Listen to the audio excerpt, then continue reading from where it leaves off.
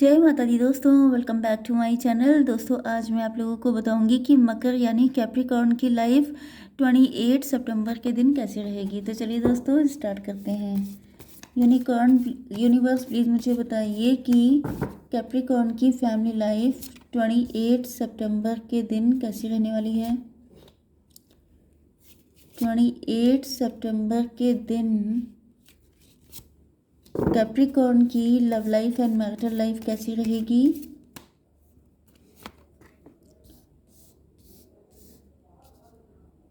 देखिए आप लोगों के लिए बॉटम ऑफ द डेक में आया है 8 ऑफ पेंटिकल। आप लोग हार्डवर्क कर रहे हो सकते हैं, बहुत ज़्यादा मेहनत कर रहे हैं, फाइनेंशियली काफ़ी बिजी हैं आप लोग, किसी तगड़े कंपटीशन को क्वालिफाई करने के बारे में सोच रहे हैं।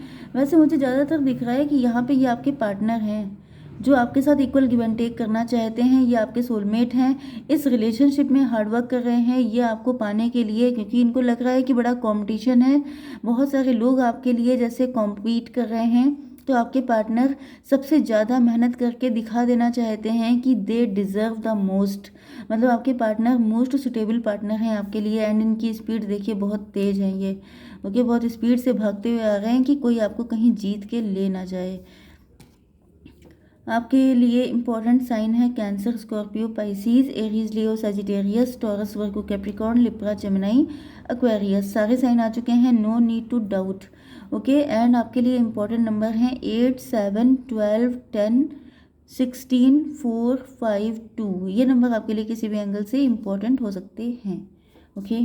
लेट्स सी मोर। 77 आपको दिख रहा हो सकता है क्योंकि यहाँ पर शुरुआत 7 नंबर के कार्ड से हुई है एंड एंड हुआ है 7 नंबर से, ओके।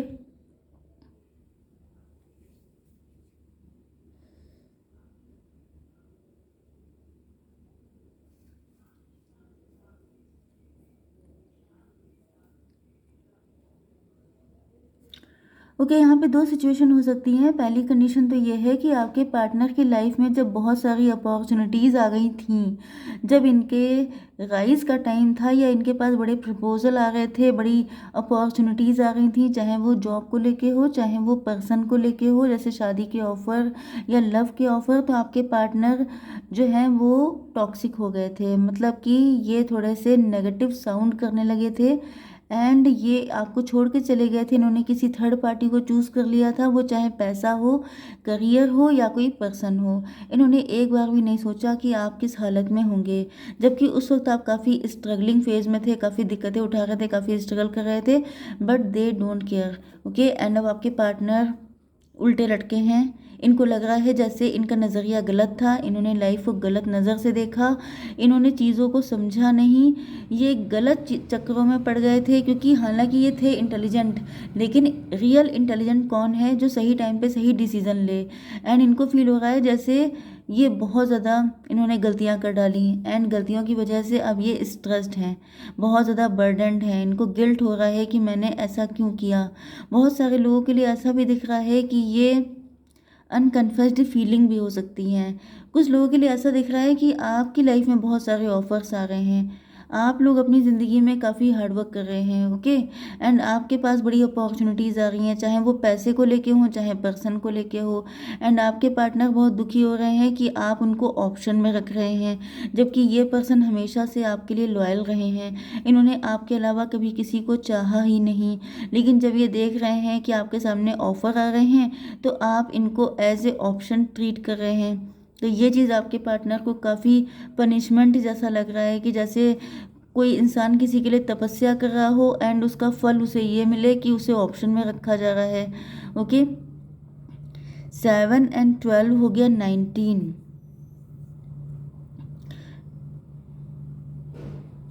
19 का मतलब 10 हो गया, 10 होता है 10 ऑफ सॉर्ड भी होता है, 19 का मतलब सन कार्ड भी होता है, ओके। आपके पार्टनर ने किसी और को चूज़ किया था तो ये सोच रहे थे इनकी ज़िंदगी में सुख समृद्धि आएगी, ये बहुत ज़्यादा ब्लेस्ड हो जाएंगे, इनकी ज़िंदगी में ये टाइम हमेशा चलता रहेगा, लेकिन इनका ये गलतफहमी निकली, ओके। दूसरी कंडीशन ये हो सकती है कि जब आपके पास अपॉर्चुनिटीज़ आ रही हैं तो आपके पार्टनर को बहुत बुरा लग रहा है एंड इनको फील हो रहा है कि ये आपके अंदर के ट्रस्ट इश्यूज़ हैं। आप इन पे विश्वास नहीं कर पा रहे हैं, आप इनको उसी लाइन में खड़ा कर रहे हैं जैसे कि आप बाकी लोगों के साथ ट्रीट करते हैं, आउटसाइडर जैसा। आप इनके साथ स्ट्रेंजर जैसा बिहेव कर रहे हैं। तो यहाँ पे ये सिचुएशन भी हो सकती है कि चीज़ें टर्न हो गई हैं, टाइम टर्न हो गया है। जस्ट मिनट, यहाँ पे 19 एंड 10 हो गया है 29, मतलब 11। ट्विन फ्लेम हो सकते हैं आप लोग, या फिर आपको 11 दिख रहा है। 11 या 2 नंबर आपके लिए इम्पोर्टेंट हो सकते हैं। एंड मे बी कुछ लोगों के लिए ऐसा दिख रहा है कि पहले ये आपके पार्टनर के साथ हुआ था तो इन्होंने आपको चूज़ नहीं किया था, जिस वजह से आपके अंदर ट्रस्ट इश्यूज़ आ गए हैं। एंड जब आपकी लाइफ में वही सारी सिचुएशन आ रही है तो आपके पार्टनर को लग रहा है कि ट्रस्ट इश्यूज़ की वजह से अब आप इन पर विश्वास नहीं कर पा रहे हैं, क्योंकि इन्होंने कभी आपसे अपनी फीलिंग को एक्सप्रेस नहीं किया, आपको लटका के रखा। ओके, लेट्स सी मोर। यहाँ पर क्या है, 2 ऑफ पेंटिकल। यस, आपके पार्टनर ने आपको लटकाया क्योंकि ये जो है कंफ्यूज थे कि मुझे इसको चूज़ करना चाहिए कि इसको चूज़ करना चाहिए। ओके, एंड ये इसी जगलिंग में इन्होंने आपको लटका के रखा, आपको कभी कुछ क्लियर नहीं किया। यस। तो गलती तो आपके पार्टनर की काफ़ी ज़्यादा दिखाई पड़ रही है। 7 एंड 2 9। यस, आपके पार्टनर हर्मिट मोड में हैं। अब ये कंtemplation कर रहे हैं, अब ये सोच रहे हैं कि कहाँ गलती हुई, क्या हुआ, क्यों मेरा पार्टनर मुझे स्ट्रेंजर या आउटसाइडर जैसी फीलिंग दे रहा है। वो तो मुझसे इतना प्यार करता था, अब आखिर क्या हो गया, सडनली वो मुझे ऐसे कैसे ट्रीट कर सकता है। जैसे इन्होंने आपके ऊपर ब्लेमिंग करने की कोशिश की कि तुम कैसे कर सकती हो मेरे साथ ऐसा। लेकिन फिर इनको रियलाइज़ हुआ कि इन्होंने क्या किया है। ओके, जब कोई इंसान कंtemplation करता है तो उसे रियलाइज़ होता है कि तुम कौन से बड़े अच्छे थे, तुमने क्या किया पहले ये देखो। तो इनको रियलाइज़ हो रहा है कि उन्होंने बहुत सारी गलतियाँ की हैं एंड जिस वजह से आप इस तरह का ट्रीटमेंट दे रहे हैं इनको। यस, इन्होंने आपको फॉर ग्रांटेड लिया, इन्होंने आपसे ईगो फाइट की, इन्होंने सोचा कि पहले तुम आओ, पहले तुम आओ। इस चक्कर में इन्होंने आपको आपका टाइम बर्बाद किया, आपको लटका के रखा। ओके, एंड कुछ लोगों के लिए इन्होंने आपका मजाक उड़ाया, आपको अपने लेवल का नहीं समझा, क्योंकि जब इनके पास ऑफर आ रहे थे तो ये देखिए कैसे ब्लैक हो गए हैं। मतलब ये टॉक्सिसिटी आ गई थी, डेविल नेचर इनका हो गया था। इनको लगने लगा था जैसे मैं ही सबसे ज़्यादा पावरफुल हूँ, मैं ही सबसे ज़्यादा इंटेलिजेंट हूँ, बाकी सबके सब बेवकूफ़ हैं। तो इन्होंने आपको उस तरीके से आपके इमोशन का मजाक उड़ाया, आपके सीधेपन का, आपके हर एक अच्छी चीज़ पे आपको टारगेट किया। यस, तब इनको आपकी कोई अच्छाई नज़र नहीं आ रही थी, बल्कि इनको आपके अंदर 100 कमियां नज़र आ रही थी। लेकिन जब ये काफ़ी कायदे से झेल चुके हैं तब इनको रियलाइज़ हो रहा है कि ऐसे इंसान मिलना किस्मत की बात होती है। ओके, 2 एंड 5 7 हो गया है।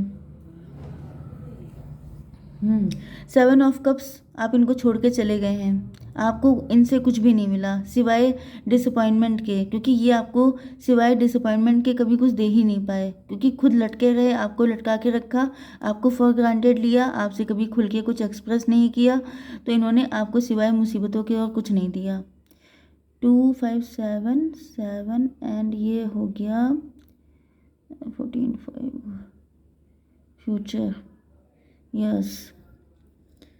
ओके, अब इनको आपकी कदर हो रही है, ये देखिए। अब इनको लग रहा है कि तुम सबसे ज़्यादा इम्पोर्टेंट हो।